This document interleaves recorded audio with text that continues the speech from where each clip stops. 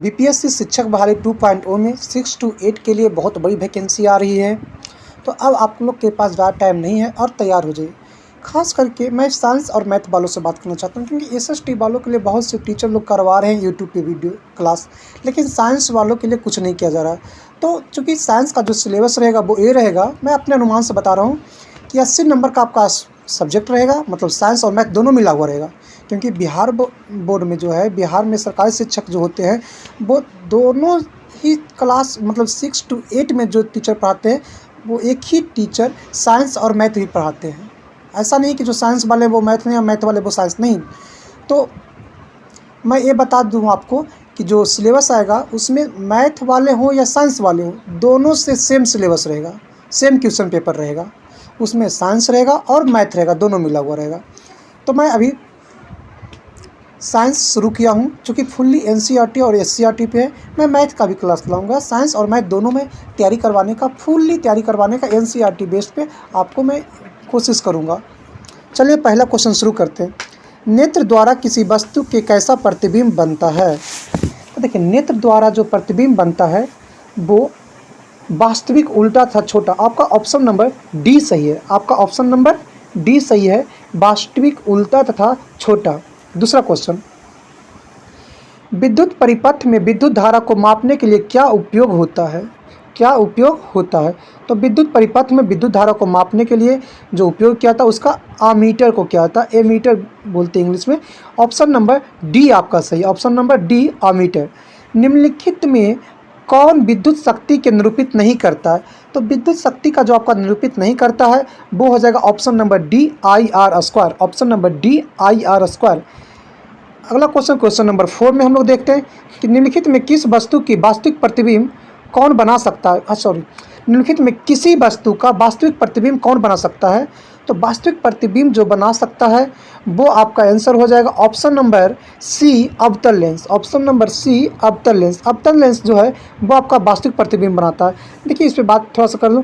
कांच की पट्टिका जो होती है, तो कांच की पट्टिका तो आपका प्रतिबिंब बनाता है, लेकिन ये वास्तविक नहीं बनाता है, क्योंकि वास्तविक वही होता है जिसे आप पर्दे पर उतार सकते हैं। तो कांच की कोई भी गिलास होते हो तो काल्पनिक बनाता है। उत्तल लेंस जो होता है वो आपका वास्तविक नहीं बनाता है, वास्तविक बनाता है हमेशा अवतल लेंस। कौन बनाता है? तो अवतल लेंस। उत्तल लेंस आपका काल्पनिक बनाता है, अवतल लेंस हमेशा वास्तविक बनाता है। क्वेश्चन नंबर नेक्स्ट 5वां पे, किसी बिंदु वस्तु से निकलकर किरणें किसी लेंस से अपवर्तित होकर जिस बिंदु पर मिलती है उसे कहते हैं। लेंस से अपवर्तित होने के बाद किरण जिस बिंदु पर मिलती है उसे हम लोग प्रतिबिंब बिंदु कहते हैं। तो ऑप्शन नंबर बी, प्रतिबिंब बिंदु। Next question number 6, photography camera का अभिदृश्यक होता है। पूछ रहा है फोटोग्राफी कैमरा में जो अभिदृश्यक, मतलब कि जो लेंस लगाता है वो कैसा होता है? तो फोटोग्राफी कैमरा का जो लेंस होता है वो होता है उत्तल लेंस होता है। क्या होता है? उत्तल लेंस। ऑप्शन नंबर सी, उत्तल लेंस। क्वेश्चन नंबर 7, किसी शब्दकोश में पाए गए छोटे अक्षरों को पढ़ते समय आप निम्न में से कौन सा लेंस पसंद करेंगे? फिर से क्वेश्चन पढ़ते हैं। किसी शब्दकोश में पाए गए छोटे अक्षरों को पढ़ते समय आप निम्न में से कौन सा लेंस पसंद करेंगे? तो जो छोटे अक्षर को पढ़ना है तो बड़ा करना होगा, तो बड़ा करने का काम आपका उत्तल लेंस करता है। कौन करता है? उत्तल लेंस। और चूँकि देखिए, फोकस दूरी जिसका कम होता है उसका डायोप्टर ज़्यादा होता है, पावर ज़्यादा होता है। मतलब कम फोकस दूरी का अगर जो हम लेंस लेंगे तो उस लेंस का पावर अधिक होता है। तो इसमें सबसे अच्छा इसका जो दिया हुआ है उसमें ऑप्शन में वो हो जाएगा 5 सेंटीमीटर फोकस दूरी का उत्तल lens. Option number D, option number D. किसी गोलीय दर्पण तथा 8 नंबर क्वेश्चन पढ़ रहे हैं। किसी गोलीय दर्पण तथा किसी पतले गोलीय लेंस दोनों की फोकस दूरी -15 सेंटीमीटर है, तो दर्पण तथा लेंस संभवतः है। देखिए, चूँकि फोकस दूरी निगेटिव है तो फोकस दूरी निगेटिव जो होता है वो अवतल का होता है, चाहे वो लेंस रहे या तो फिर दर्पण रहे। तो देखिए, अवतल लेंस कहाँ दिया हुआ है? दोनों अवतल। ऑप्शन नंबर सी, दोनों अवतल। क्वेश्चन नंबर 9 में अब हम लोग देखेंगे। 9 नंबर है, वोल्ट V बराबर होता है। V वोल्ट किसके बराबर होता है? तो वोल्ट जो होता है वो आपका हो जाएगा जूल बटा coulomb. Option number B, option number B, joule बटा कूलाम, JYC लिखा हुआ है शॉर्ट में। विद्युत आवेश के प्रवाह के दर को कहते हैं। क्वेश्चन नंबर 10 में है क्वेश्चन कि विद्युत आवेश के प्रवाह के दर को क्या कहते हैं? तो विद्युत आवेश के प्रवाह के दर को विद्युत धारा कहते हैं, विद्युत धारा कहते हैं। Option number A. निम्नांकित में कौन सा कथन सत्य है? जूल बराबर volt Guna ampere. Option number A कहता है। ऑप्शन बी कहता है कूलाम गुना वोल्ट। सी कहता है एम्पियर बटा वोल्ट। और डी कहता है कूलाम बटा वोल्ट। तो आपका क्वेश्चन नंबर 11 का जो आंसर हो जाएगा, जूल बराबर होता है कूलाम गुना वोल्ट, कूलाम गुना वोल्ट। CHO अभिक्रियाशील समूह को कहते हैं। CHO किस अभिक्रियाशील समूह को कहते हैं? ऑप्शन ए ईथर समूह, ऑप्शन बी कार्बेनिल समूह, ऑप्शन सी एल्डिहाइड समूह, ऑप्शन डी एल्कोहलिक समूह। तो इसका आपका सही आंसर हो जाएगा ऑप्शन नंबर सी एल्डिहाइडिक समूह, एल्डिहाइडिक समूह। Next question number 13। एथेनॉल को शांत H2SO4 के साथ गर्म करने पर निम्नांकित में कौन सी गैस बनती है? एथेनॉल को जब शांत H2SO4 के साथ गर्म करेंगे तो कौन सी गैस बनेगी? तो आपका जो गैस बन जाएगा वो बन जाएगा option number D C2H4, C2H4। Question number 14। Zinc blende निम्नांकित में किस धातु के अयस्क है? तो जिंक ब्लेड अयस्क है, जैसा कि नाम से ही लग रहा है जिंक का। किसका? जिंक का। ऑप्शन नंबर बी जेड है, जिंक। Question number 15। आवर्त सारणी के किसी आवर्त के तत्वों में कौन सा गुण समान होता है? देखिए, अगर आवर्त सारणी के एक ही आवर्त के तत्व हैं, अगर एक ही आवर्त के तत्व हैं आवर्त सारणी को, तो उसका कक्षों की संख्या सभी में समान होगा। सभी तत्व में कक्षों की संख्या समान होता है। तो आपका ऑप्शन नंबर डी हो जाएगा।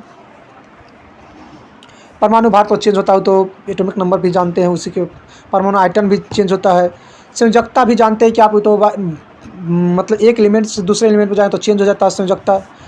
कक्ष की संख्या जो कि एक ही अगर आवर्त में रहता है कोई भी तत्व, 2 या 2 से 4 तत्व जितना भी तत्व रहता है एक आवर्त में, जितना भी तत्व हैं उन सभी का कक्षों की संख्या सेम है। Question number 16। अभिक्रिया CaO प्लस H2O मिल करके CaOH का होल 2 बना लिया, यह कैसी अभिक्रिया है? तो देखिए, CaO एक अभिकारक, दूसरा अभिकारक H2O, दोनों मिल करके एक नए उत्पाद का निर्माण कर रहा है, मात्र एक उत्पाद का, यानी दोनों आपस में जुड़ जा रहा है। जब जुड़ जाता है आपस में तो उसे कहते हैं संयोजन, संयोजन अभिक्रिया। Option number B, option number B. Question number 17। जल में घुलनशील भस्म कहलाता है। तो जल में जो भस्म घुलनशील होता है उसे हम लोग क्षार कहते हैं। क्या कहते हैं? क्षार। Option number B. Next question, question number 18। Soda ash का रासायनिक सूत्र है। सोडा एस जो है उसका रासायनिक सूत्र क्या है?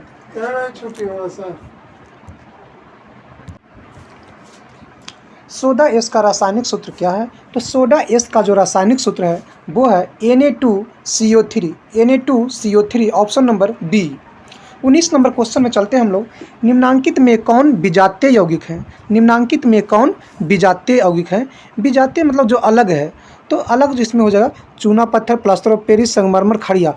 चारों ऑप्शन हमने पढ़ लिए हैं। तो इसमें जो अलग होना चाहिए वो होगा आपको plaster of Paris, plaster of Paris, क्योंकि चूना पत्थर, संगमरमर, खड़िया सब एक ही है और प्लास्टर ऑफ पेरिस जो होता है वो अलग होता है, इसलिए प्लास्टर ऑफ पेरिस अलग हो जाएगा। 20 नंबर। बेकिंग सोडा का रासायनिक सूत्र है। बेकिंग सोडा का रासायनिक सूत्र बहुत आसान है, तो सभी लोग जानते हैं, NaHCO3। Option number D. बस आज की क्लास में इतना ही। नेक्स्ट वीडियो अगले दिन आएगी, क्योंकि आज पहला वीडियो था इसलिए मात्र 20 क्वेश्चन। आगे से मैं कोशिश करूँगा कि एक वीडियो में कम से कम 50 क्वेश्चन हो, जिससे कि आप लोग को आसान हो थोड़ा सा। Thank you. यदि अच्छा लगा हो तो लाइक कर दीजिएगा, चैनल को सब्सक्राइब कर दीजिएगा और वीडियो को आगे शेयर कीजिएगा, ताकि मेरा भी मनोबल बढ़े और आप लोग का भी फुल्ली तैयारी होते रहे। आपके दोस्त जितने भी होंगे सभी लोग के पास वीडियो भेजने का काम करें, क्योंकि शिक्षा जो है ना वो बांटने से और बढ़ती है। शिक्षा एक ऐसी शक्ति है जो जितना बांटिएगा, जितना ज्ञान दूसरे को देते हैं, मतलब उतना ही आपको बढ़ती है। इसलिए वीडियो को शेयर लाइक जरूर करें। Thank you very much.